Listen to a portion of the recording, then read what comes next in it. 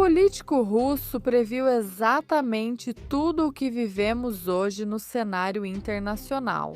Falo do Oriente Médio e do início da operação militar especial na Ucrânia. Em resumo, esse homem não fazia análises, mas sim previsões diretas. E agora, com essa situação tão extremamente incerta, em nível global, onde os Estados Unidos estão atacando vários estados ao mesmo tempo, vamos ouvi-lo.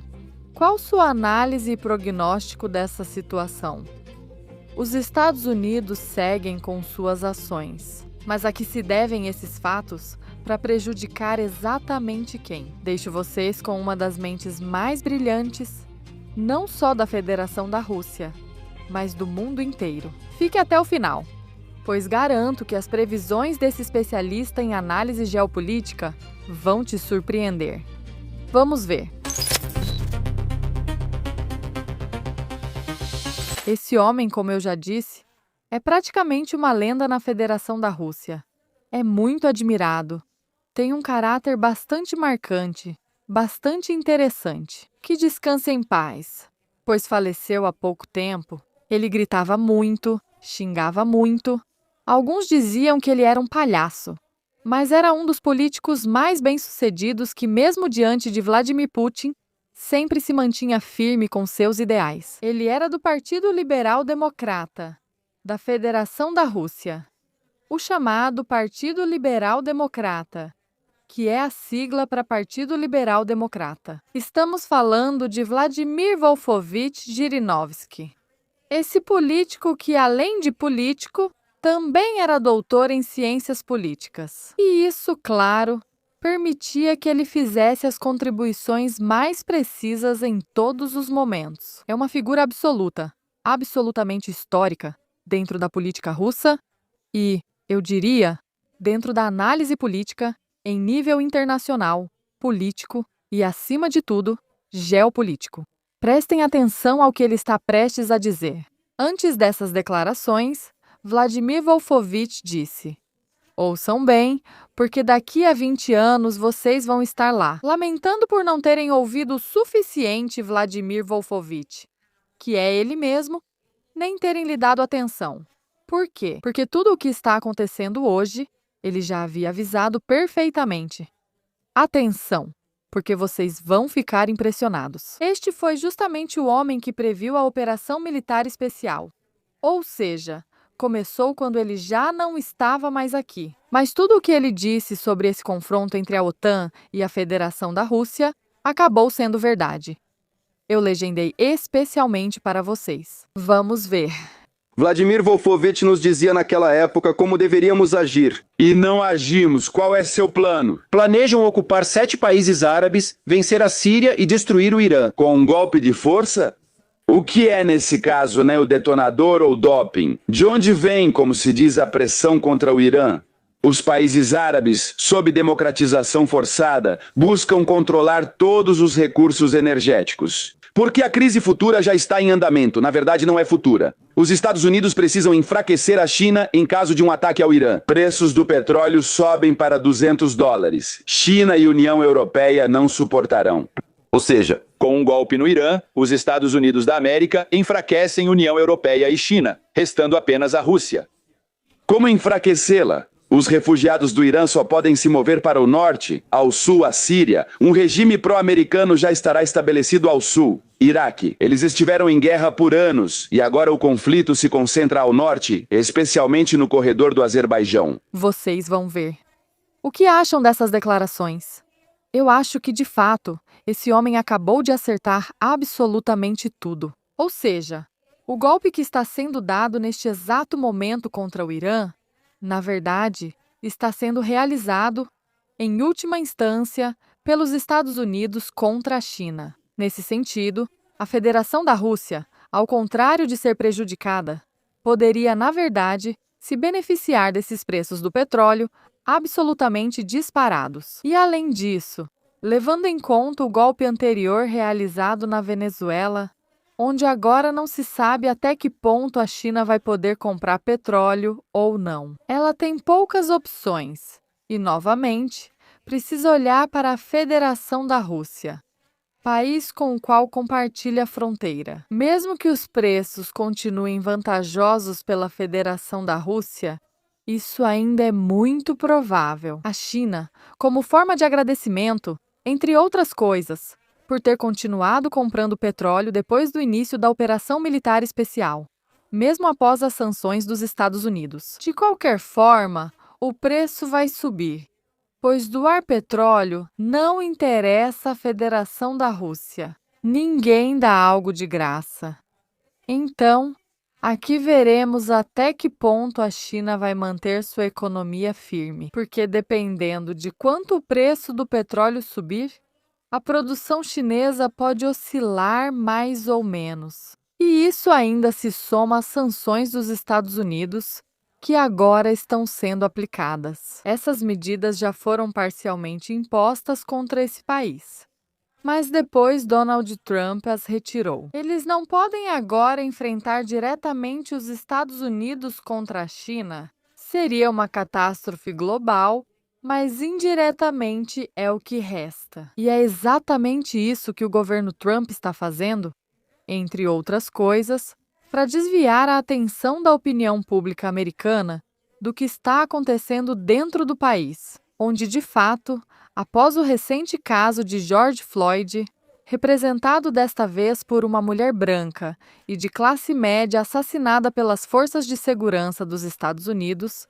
está atraindo enormes quantidades de protestos. Esse caso também está sendo aproveitado pelo governo democrata para tentar desestabilizar a situação no país durante o mandato.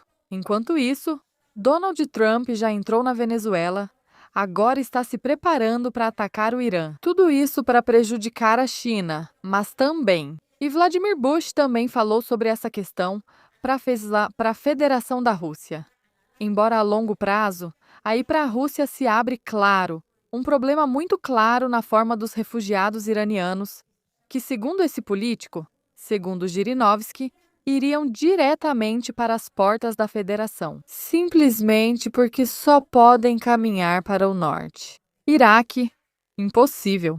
Já lutaram contra o Iraque e agora contra a Síria. Ela comentou: prestem atenção, isso foi há anos. Dá para notar pela qualidade do vídeo. Os Estados Unidos já teriam estabelecido na Síria um regime aliado e, de fato, está perfeitamente colocado ali.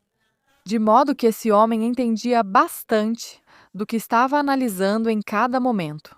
Ou seja, enquanto a crise decorrente de um golpe dos Estados Unidos contra o Irã, cada vez mais provável e iminente, e a posterior mudança, possível, bastante possível, na verdade, de regime dentro desse país, teria como consequência, por um lado, essa crise econômica ou crise de produção dentro da China, por outro lado, sem dúvida alguma, uma possível, muito possível. Além disso, crise migratória dentro das fronteiras da Federação Russa. Ambos países estiveram dentro dos acordos assinados, ajudando o Irã com tudo o que podiam oferecer em cada momento. Assim, a guerra eletrônica russo-chinesa, em sua maior parte, é claro da Federação Russa, que é o país que mais experiência tem nessa luta contra os Starlink ocidentais. Isso permitiu identificar a maioria dos participantes nos protestos, especialmente os organizadores deles. Agora, a internet no país permanece praticamente 100% desativada, justamente graças a esses dispositivos, sem os quais o regime Arani dificilmente teria conseguido esses resultados. Fora isso, não há acordos.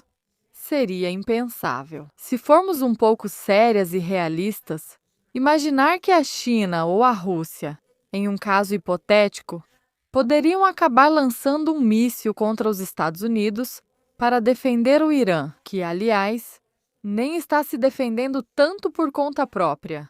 Ou seja, faz o que pode. Mas também, preciso apontar, no sentido de que, por parte do Irã, na época também não houve apoio. Não estamos falando em termos de geopolítica, como interesses.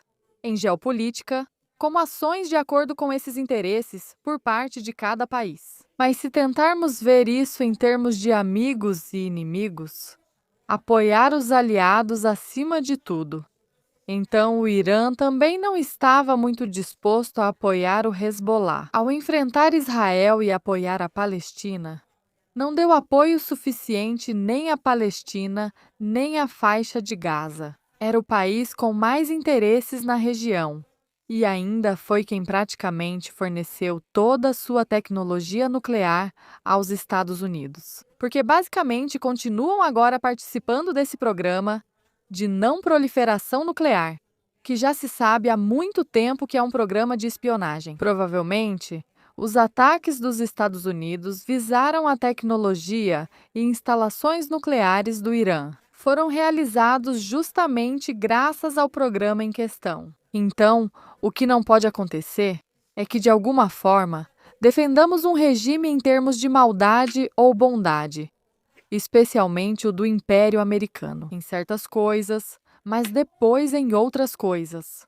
Vamos ignorar as ações desses próprios regimes. Se o Irã tivesse considerado que isso estava dentro de seus interesses, teria agido mais na faixa de Gaza.